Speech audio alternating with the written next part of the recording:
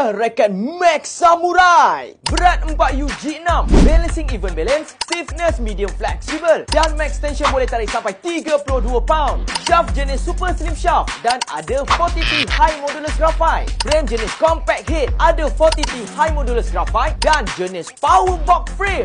Setelah ditimbang performance swing weight, kita dapat 86 kilo. Gabungan semua ni, raket ni membantu solidkan pukulan, refleks cepat, smash, letup. Dan siapa yang nak rasa momentum shuttle lebih solid, try raket ni sebab frame jenis compact head. Beli raket ni percuma 5 item.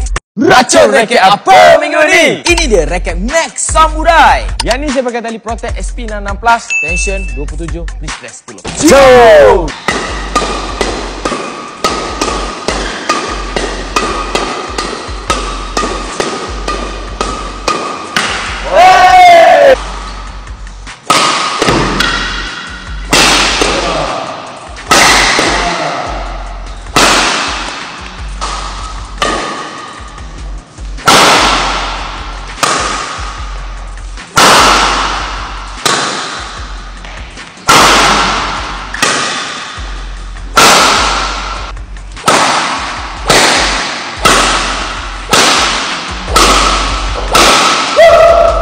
Okay guys, untuk tangan yang tak kuat, feeling dan handling saya boleh bagi 9/10, control 8/10, speed 8/10 dan power 9/10. Untuk tangan yang kuat, feeling dan handling saya bagi 9/10, control saya bagi 8/10, speed saya bagi 9/10, power saya bagi 9/10. Mantap!